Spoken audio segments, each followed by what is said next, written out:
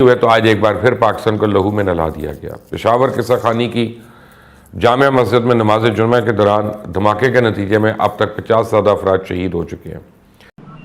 मदिया आगाह कर रही थी, पेशावर में मस्जिद में धमाके से 30 अफराद शहीद हुए हैं, 50 से जायद जख्मी हैं। लेडी रीडिंग अस्पताल में जेर इलाज हैं।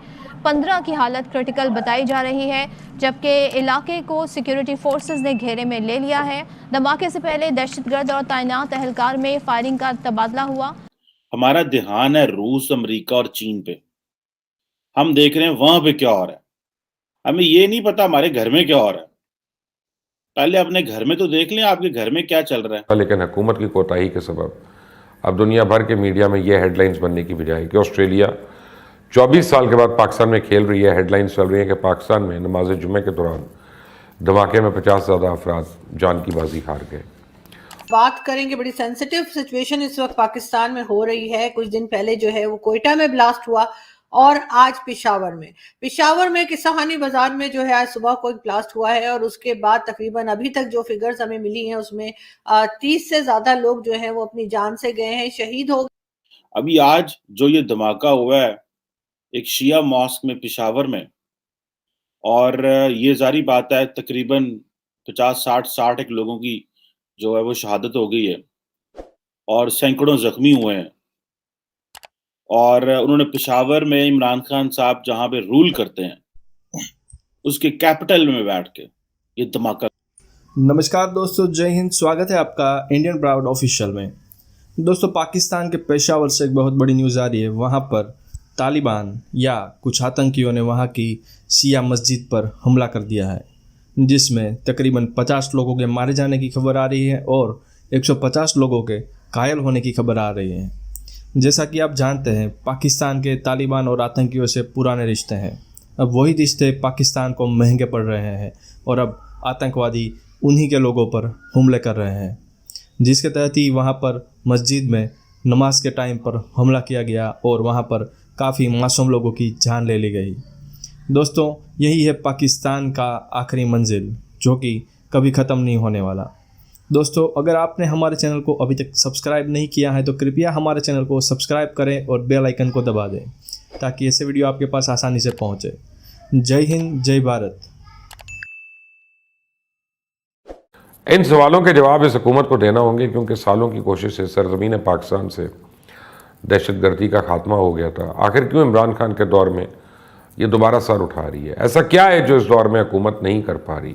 याद कराऊँ, आज के साने के हवाले से एसएसपी ऑपरेशन पेशावर का कहना है कि सिक्योरिटी हाई अलर्ट थी। सिक्योरिटी के लिए मस्जिद के गेट पे 2 कांस्टेबल तैनात थे। ऐनी शाहिदों के मुताबिक भी दहशतगर्दों का इनसे फायरिंग का तबादला हुआ, मगर शेख रशीद का कहना है कि पेशावर धमाके के हवाले से कोई थ्रेट अलर्ट भी नहीं जारी था। यूँ एक बार फिर हुकूमत, इमरान खान, वज़ीर दाखिला शेख रशीद और वज़ीर आला महमूद खान की जानिब उंगलियाँ उठ गई हैं कि नेशनल एक्शन प्लान पर भी सवालिया निशान उठ गया कि क्यों इसको सिफारिशात को लागू नहीं किया जाता, क्योंकि हुकूमत के लिए मीडिया से ले सियासी मुखालफिन और पीक ऑर्डर उनसे बड़ी अहमियत के हामिल है, लेकिन नेशनल एक्शन प्लान पर हुकूमत की तवज्जो ही नहीं है। सच ये कि एक बार फिर पाकिस्तान में दहशतगर्दी पनप रही है। मेरी समझ से बाहर है, आखिर क्यों हम इन मामलात को सीरियस नहीं लेते। ऐसे वाक़यात किसी और मुल्क में होते तो अब तक सब बड़े सर जोड़कर बैठे होते और दहशतगर्दों का कला कमा करने का ऑपरेशन स्टार्ट हो चुका होता। शेख रशीद सीरीज शुरू होने से पहले तो बड़े बुलंद बांग दावे कर रहे थे, लेकिन शायद वो ये भूल गए कि दुश्मन ताक में बैठा था। सिर्फ बयानात और बातों से मामलात हल होते तो और क्या चाहिए था। लगता यूँ है कि पूरा मुल्क सियासत में मगन था। हुकूमत को मुल्क की सिक्योरिटी और आलमी मामला ज़्यादा अपनी कुर्सी बचाने की फ़िक्र थी और अब भी हुकूमत को खास संजीदा दिखाई नहीं देती। हमेशा की तरह गुंगलों से मिट्टी झाड़ते हुए इमरान खान ने पेशावर धमाके की रिपोर्ट तलब कर ली है। वज़ीर दाखिला शेख रशीद अहमद ने भी वही रटाया बयान जारी कर दी कि पेशावर का धमाका सोची समझी साजिश के तहत पाकिस्तान को गैर मुस्तहकम करने की कोशिश है। ये नहीं उन्होंने बताया कि साजिश कर रहा है, दुश्मन है कौन। अलबत्ता शेख रशीद भी चीफ सेक्रेटरी और आईजी खैबर पख्तूनख्वा से उन्होंने धमाके की रिपोर्ट तलब कर ली है। मुझे तो आज तक ये समझ भी नहीं आया, कोई भी वाक़या हो जाए फ़ौरन इंक्वायरी रिपोर्ट तलब कर ली जाती है, उसके बाद उस रिपोर्ट का बनता क्या है? जिम्मेदारों के खिलाफ कार्रवाई होती है कि नहीं? कभी कौम को कुछ मालूम हो। अभी आज जो ये धमाका हुआ है एक शिया मॉस्क में पेशावर में, और ये जारी बात है तकरीबन 50-60 एक लोगों की जो है वो शहादत हो गई है और सैकड़ों जख्मी हुए हैं। और उन्होंने पेशावर में इमरान खान साहब जहाँ पे रूल करते हैं, उसके कैपिटल में बैठ के ये धमाका किया। कुछ दिन पहले उन्होंने क्वेटा में किया था, उन्होंने बलूचिस्तान में किए थे। हमारा ध्यान है रूस, अमेरिका और चीन पे। हम देख रहे हैं वहाँ पे क्या हो रहा है।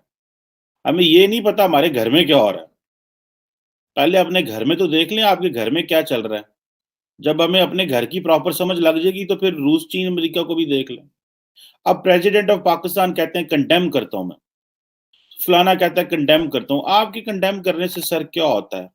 हमें बताएं हुआ क्या है, हमें ये बताएं कि इसका हल क्या है। वो जो ये वो इलाका है जहां पर पाकिस्तान की तारीख के सबसे बड़े हमले हो चुके हैं। पीपल मंडी पेशावर कहा जाता है, वो भी किसी खानी के साथ टच होता है। वहां पे एक हमला हुआ था जिसके अंदर तकरीबन 160 लोगों की जानें गई थी। तो ये बदकिस्मती है, मैं क्या कह सकता हूँ कि ये वो इलाका है जहां जिसने पहले भी इस तरह का खून खराबा देखा है। लेकिन एक दफा फिर हम मसाजिद में इस तरह की चीजों को देखना ज्यादा डेंजरस है, क्योंकि इससे आपको अंदाजा हो रहा होगा कि जो फिरके हैं पाकिस्तान के अंदर, मुख्तलिफ किस्म के सेक्टेरियन वायलेंस बहुत ज़्यादा अब बढ़ रहा है। तो जब आप एक दूसरे से इख्तलाफ आप करते हैं तो इस तरह की चीज़ें होती हैं। तो एक तो ये है कि इसमें बहुत ज़्यादा जानी नुकसान हुआ है, 30 से ज़्यादा लोगों की जानें अभी तक जा चुकी हैं और मोर देन 50 लोग जो हैं वो ज़ख्मी हैं। और जो फर्स्ट मतलब इंफॉर्मेशन आ रही है पेशावर से, अब तो तकरीबन टाइम हो गया इसको 2 से ढाई घंटे, वो ये कहा जा रहा है कि बाकायदा, क्योंकि मसाजिद के ऊपर भी जब से ये तालिबान फैक्टर आया है अफगानिस्तान में, तो उसके बाद थोड़ी सी सिक्योरिटी की सिचुएशन दोबारा से स्पेशली खैबर पख्तूनख्वा और बलूचिस्तान में चेंज हुई है, उनके अलर्ट्स और इनकी ये सारी चीज़ें। तो वहाँ पे वो ड्यूटी पे मौजूद थे, लेकिन इनका जो स्टाइल है ये इनका पहले का स्टाइल है, अब का नया नहीं है। फायर किया उनके ऊपर और गालिबन उनको या जख्मी किया या मार दिया, बेचारे पुलिस वाले जो थे वो शहीद हुए। और उसके बाद ये 2 सुसाइड बॉम्बर्स थे जो उस इमाम बारगाह में गए हैं। एक ने अपने आप को सहन में जो यार्ड होता है, कोर्ट यार्ड, वहाँ पे ब्लास्ट किया है, और एक ने हॉल के अंदर जहाँ पे गालिबन इमाम साहब खुतबा दे रहे थे वहाँ पे किया।